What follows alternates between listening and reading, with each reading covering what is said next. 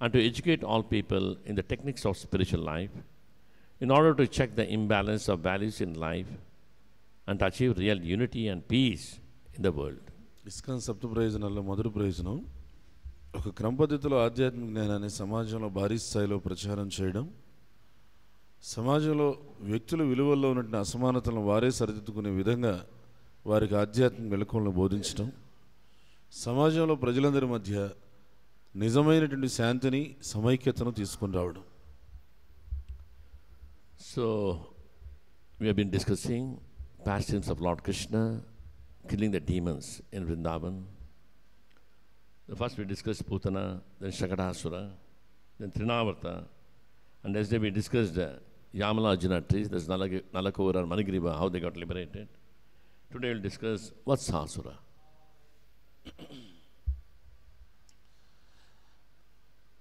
మనం శ్రీకృష్ణుడు దేవాదిదేవుడు బృందావనంలో సంహరించినటువంటి రాక్షసుల గురించి చర్చిస్తూ ఆ రాక్షస సంహారాలు, వాళ్ళ యొక్క పూర్వజన్మ వృత్తాంతాలు, వాళ్ళు మనలో తెలియజేసే అనర్థాల గురించి చెప్పుకుంటూ మొదట మనం పూతన సంహారం గురించి చెప్పుకున్నాం.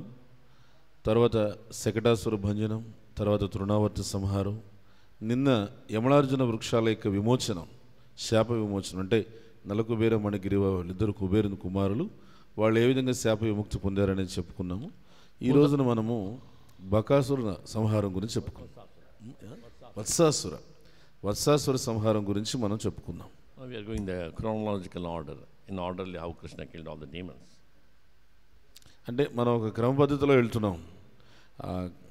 ఏదైతే కృష్ణుడు తన యొక్క వయస్సు ప్రకారంగా సంహరించుకుంటూ వెళ్ళాడో ఆ క్రమ పద్ధతిలో మనం ఒక్కొక్క రాక్షసుని యొక్క సంహారం గురించి చెప్పుకుంటాం. Asura. Vatsa means calf.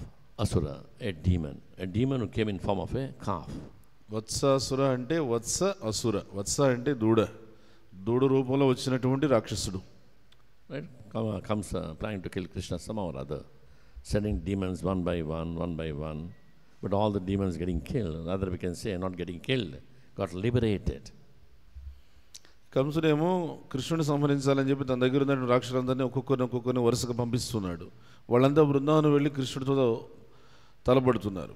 కృష్ణుడి చేతిలో వాళ్ళందరూ కూడా హతమార్చబడుతున్నారు. వాస్తవంగా కృష్ణుడి చేతిలో వాళ్ళు సంహరించబడుతున్నారు అనే మాట చెప్పకూడదు.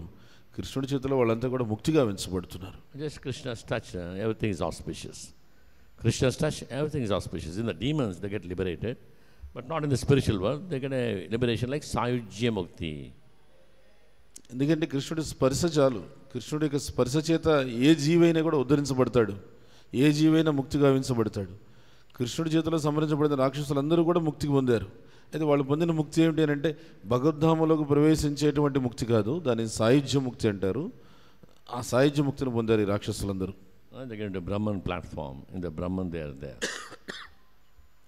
వీళ్ళంతా ఎక్కడికి వెళ్ళారంటే ఆ భగవద్ధామానికి ఆచ్ఛాదితమై ఉండేటువంటి బ్రహ్మజ్యోతి ఏదైతే ఉందో ఆ బ్రహ్మజ్యోతిలో ఉండేటువంటి సాయుధ్య ముక్తిని పొందారు. And it's been explained by Acharyas. This demon came in the calf form. Reason being, Kamsa and all the demons, when they discussed, Kamsa checked up what animal Krishna likes very much, and they said cow.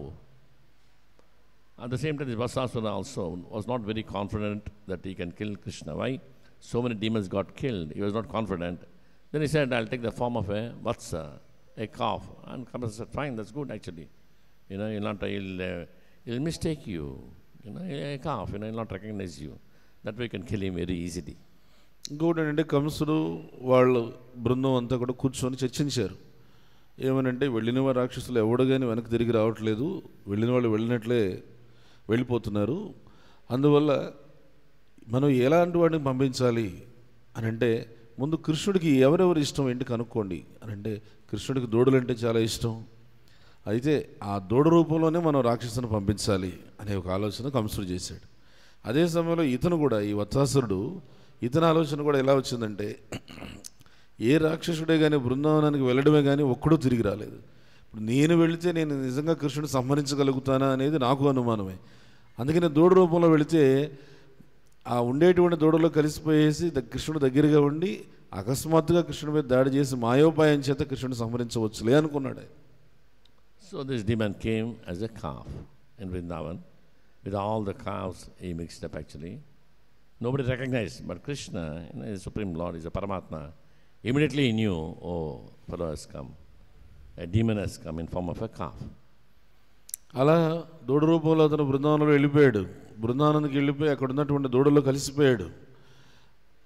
కానీ కృష్ణుడు భగవంతుడు పరమాత్మ, ఆయనకి తెలియదు ఏముంది. వెంటనే అర్థం చేసుకున్నాడు, ఓహో ఈ దూడల్లో వత్సాసురుడు కూడా వచ్చి చేరాడు, ఈ దూడల మధ్య ఉన్నాడు అనేది గుర్తించాడు.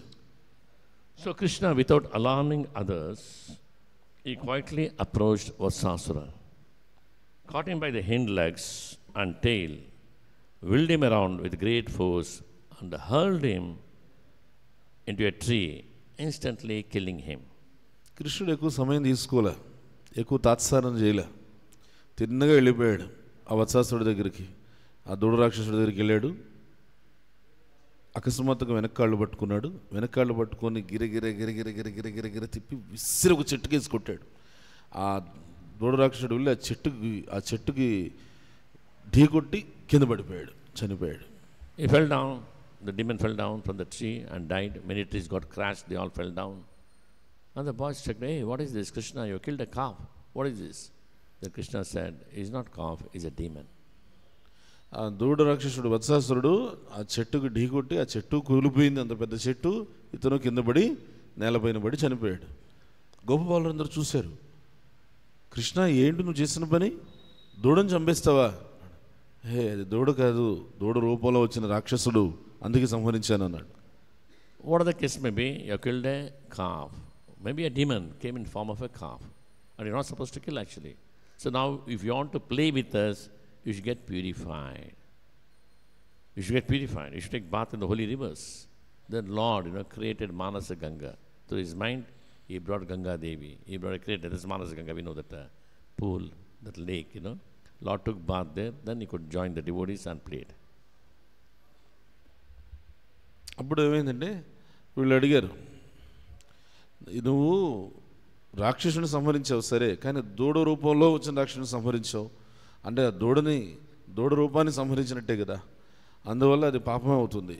ఆ పాపం నుంచి నువ్వు ప్రక్షాళన అయ్యి వస్తే కానీ మేము మళ్ళీ నిన్ను మాతో ఆడుకోనివ్వం. ఎందుకంటే ఆ ప్రక్షాళన జరగాలంటే నువ్వు మొత్తం పుణ్యనదులు ఏవైతే ఉన్నాయో ఆ ప్రపంచంలో ఆ పుణ్యనదిలో స్నానం చేసుకొని రావాలి నువ్వు అని చెప్పి, అన్ని పుణ్యనదుల్లో. కృష్ణుడు అన్నాడు, నేనేమి వాటిలో స్నానం చేయడానికి వెళ్ళక్కర్లేదు, వాటిని ఇక్కడికి రప్పిస్తాను అని చెప్పేసి గంగాదేవిని రప్పించాడు, మానసీ గంగ. ఆ మానసీ గంగలో స్నానం చేసి తర్వాత గోపాలుడితో ఆడుకున్నాడట. So what are the lessons we can learn? Disguised anarthas. Vatsasura came disguised as a calf. Similarly, the subtle desires may enter our hearts, disguised as innocent or devotional. ఇప్పుడు ఈ వత్సాసుర లీల నుంచి మనం నేర్చుకోవాల్సినటువంటి గుణపాఠాలు ఏంటి అంటే, ఏ విధంగా అయితే వత్సాసురుడు దూడల్లో దూడగా తెలియకుండా ప్రవేశించాడో, అలానే కొన్ని అనర్థాలు మనలో మనకే తెలియకుండా ఏదో అవి అమాయకత్వంతో కూడిన ఆలోచనలుగానో లేకపోతే భక్తిపూర్వకమైనటువంటి ఆలోచనలుగానో అలా ప్రవేశిస్తాయి కొన్ని అనర్థాలు. And Lord Krishna is always very alert. Even though Krishna was just a child, externally, we all know he is a Sarvajna. He knows the past, present and the future. He is all-knowing God. He sees the hidden dangers. We may not see it.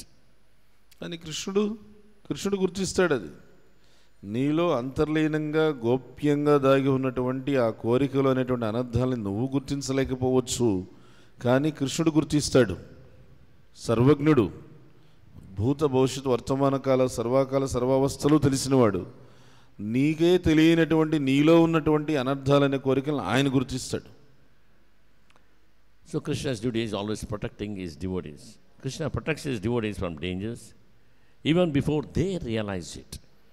కృష్ణుడు ఎప్పుడు తన భక్తులను రక్షించుకోవడంలో ముందుంటాడు.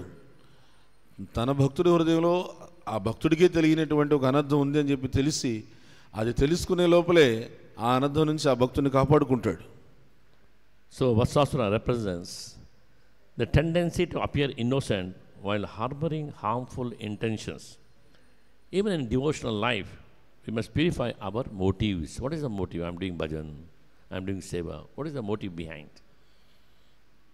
అందుకని ఈ వత్సాసురుడైన రాక్షసుడు దేనిని తెలియజేస్తున్నాడంటే ఏ అర్థాన్ని, చూడ్డానికి అమాయకంగా కనిపించిన లోపల చాలా ప్రమాదకరమైనటువంటి ఆలోచనలు పెట్టుకునేటటువంటి మనస్తత్వాన్ని తెలియజేస్తున్నాడు. అలానే చేసేటువంటి భక్తియుత సేవలో ఉండేటువంటి ప్రమాదకరమైనటువంటి అంతః ప్రేరణలు తెలియజేస్తున్నాడు. భక్తి చేస్తున్నాం కానీ లోపల ఉన్నటువంటి ప్రేరణ ఏంటి, ఉద్దేశ్యం ఏంటి, అది కూడా ముఖ్యం. Krishna says the intention behind any activity. నువ్వు ఏ పనైనా చెయ్యి, ఆ పని వెనకాల నీ ఉద్దేశం ఏంటి అనేది కృష్ణుడు గమనిస్తాడు. He is concerned about the intention, not the activity. ఇంకా చెప్పాలంటే భగవంతుడు గట్టిగా పట్టుకునేది నువ్వు చేసే పనిని కాదు, ఆ పని వెనకాల నీకున్న ఉద్దేశాన్ని పట్టుకుంటాడు. So the cowherd boys were safe just being with Krishna, being in the companies of devotees, and Krishna offers us always great protection. అందుకని అక్కడ గోపబాలురు, కృష్ణుడు వీళ్ళందరూ కూడా అక్కడ ఒక సాంగత్యం అనేది ఉందన్నమాట. అలా ఏంటంటే మనం భగవంతుడితోనూ భగవద్భక్తులతో మధ్యలో ఉంటే మనం ఏంటంటే ఈ అనర్థాల నుంచి రక్షించబడతాం. So being with the devotees, always we are with the devotees. With the Krishna, always chant Hare Krishna, Krishna Krishna, Hare Hare, Hare Rama, Rama Rama, Hare Hare. The best way to take association of Krishna means chant his name.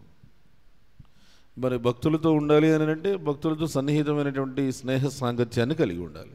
కృష్ణుడితో ఉండాలి అని అంటే కృష్ణుడు ఏ రూపంలో ఉన్నాడు, నామ రూపంలో ఉన్నాడని చెప్పి అర్థం చేసుకొని ఆ కృష్ణనామాన్ని చక్కగా మనం జపం చేస్తూ హరే కృష్ణ కృష్ణ కృష్ణ హరే హరే, హరే రామ రామ రామ హరే హరే, అలా కృష్ణుడితో ఉండాలి.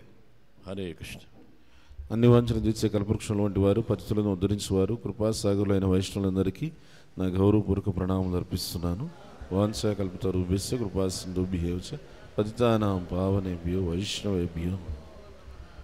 अनंत कोटि वैष्णव वृंद की जय. नमः शहीदास ठाकुर की जय. शिला प्रभुपाद की जय. शिला गुरुदेव की जय. निताय गौर प्रेमानंदे. हरि हरि बोल.